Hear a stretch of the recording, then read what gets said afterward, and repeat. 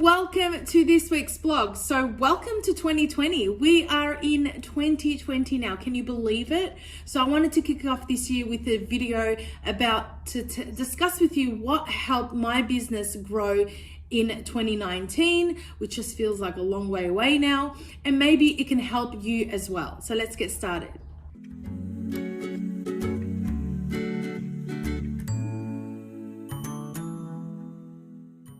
Now, firstly, as I was listing all these and trying to actually think for myself, what did my, what helped my business grow in 2019? The first thing I remember and that came to mind was I gave permission to my assistant, May, who's my virtual assistant. So she's not physically here. She doesn't even live in this country. So I gave her permission to take care of my clients. In other words, to take care of those inquiries, so the phone calls, the Facebook messages, the emails, the website inquiries, to take care of all of that. So when we started out, I was just overwhelmed with so much inquiries that I couldn't keep track. And because we track them on our, on our system, and then we got a call, then we get a text, and then we get a message, and sometimes clients can, communicate with you in different ways, and you can't keep up. So I got her to handle all that. So first of all, we figured out a way of how she can receive calls and make calls or send text messages.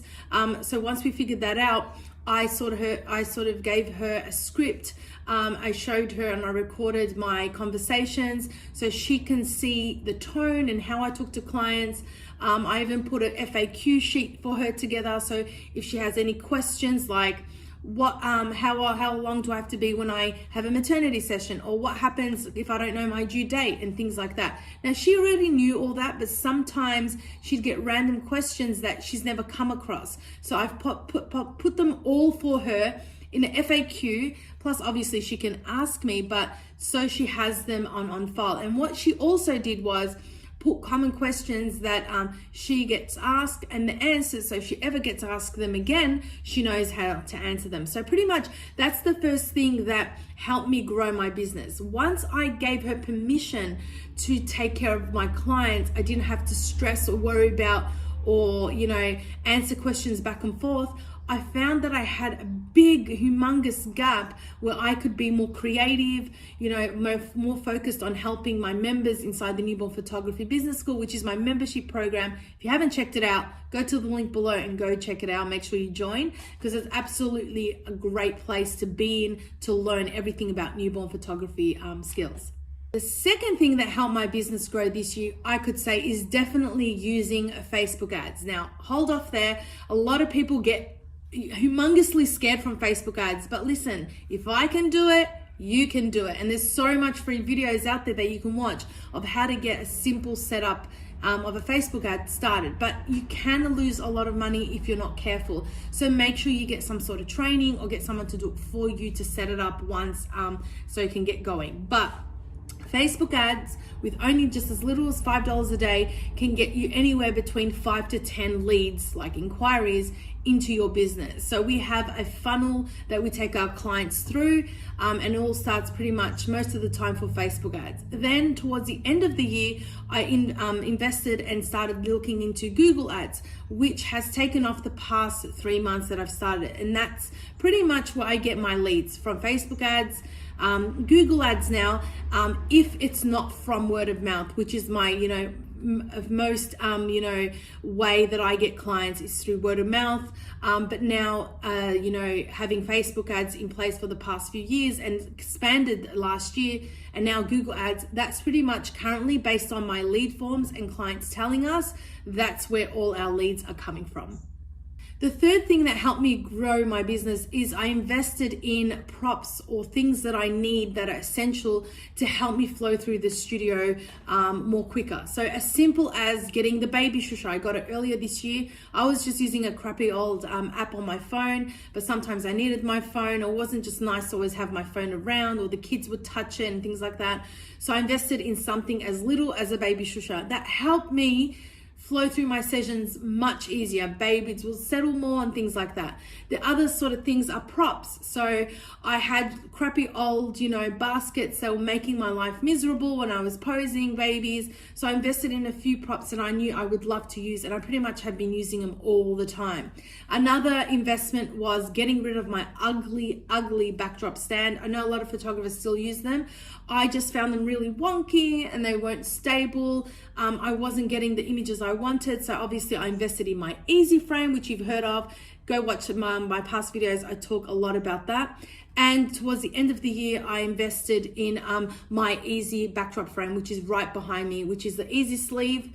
It's a frame, and then you just you slide in the fabric drops, which I did a video about the last week of 2019. So go make sure you go check that out. So anything you invest in and you know you need, not want, so you actually need it, that's going to make a difference in your images, I highly suggest you think about or set money aside to purchase, to invest for this year. Because trust me, buying really cheap backdrops from like eBay or AliExpress or anywhere else, and that you have to iron like the ones I have there that you can see, it's a lot of work. You think firstly it's not, and you're making you're saving. It's actually going to cost you a lot in the long run. So investing in something that you're going to use like a camera all the time is really going to help your business grow.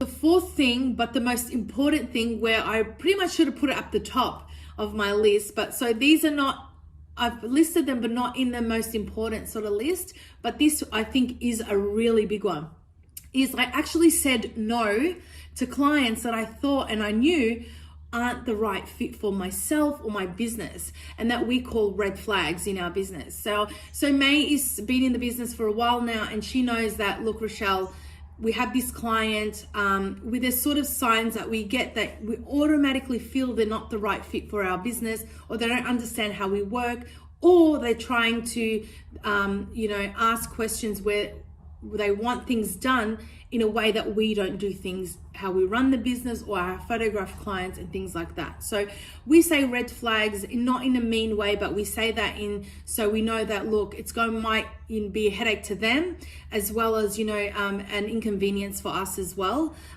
So we get clients that ask questions that doesn't align with my brand, or they want particular things that I don't shoot, that sort of stuff. So we nicely lay them off. Obviously we tell them what we offer and this is how we do things, and then automatically they sort of understand that they're not the right fit as well, and they sort of move on.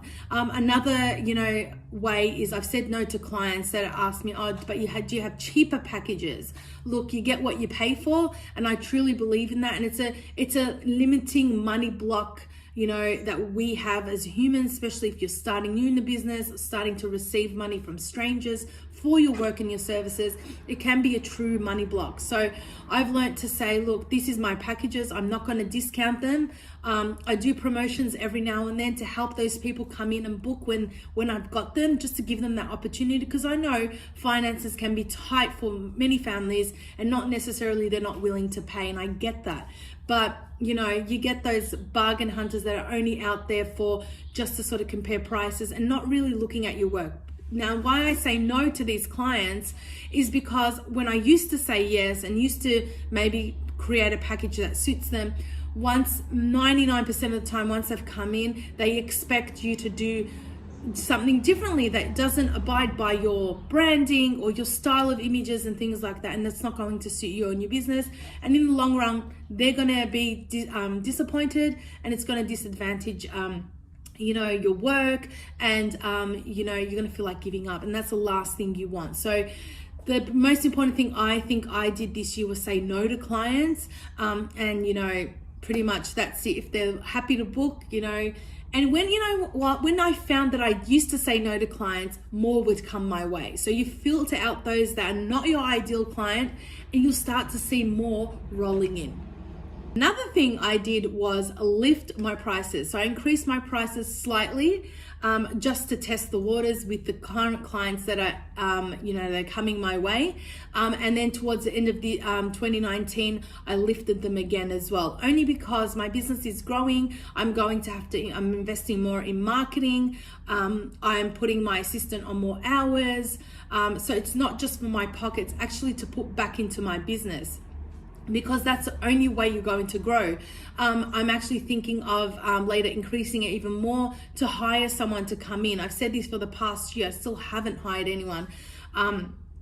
To be honest, I haven't had the time, but I need to put more into my business to actually have that capacity to hire someone, or maybe delegate more tasks or in my life or business that's taking up my energy and my time. So that's an important thing that I did this year, and I will continue to lift them throughout 2020 because I think it's really, really important. And look, don't have that belief that if you lift them, no clients will come. When my prices were low, I had the same sort of struggles and same sort of clients come through and ask to book. And then that doesn't suit them or me.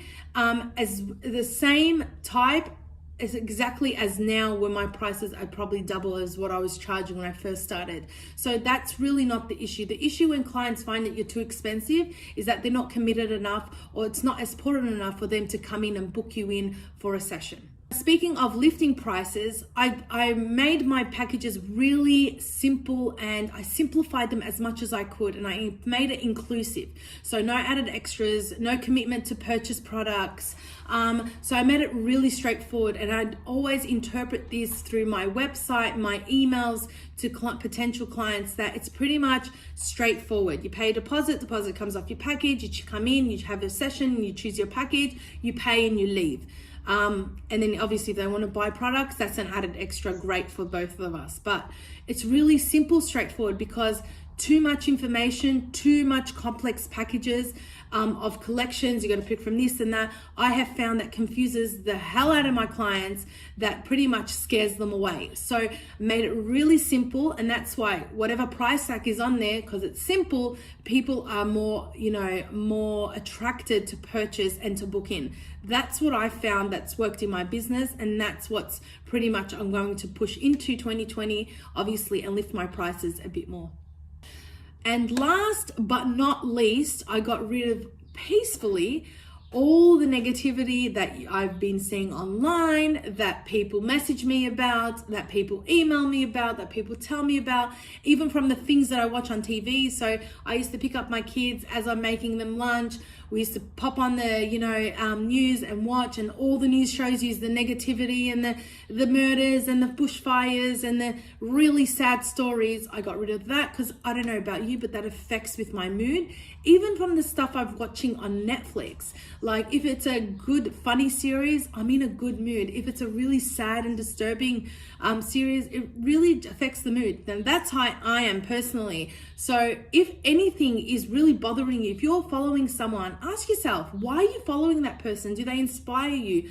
Do they make you feel good? Do they make you feel like encouraged? If they don't, unfollow them. Stop watching that. Stop viewing that online. Stop watching that Netflix series.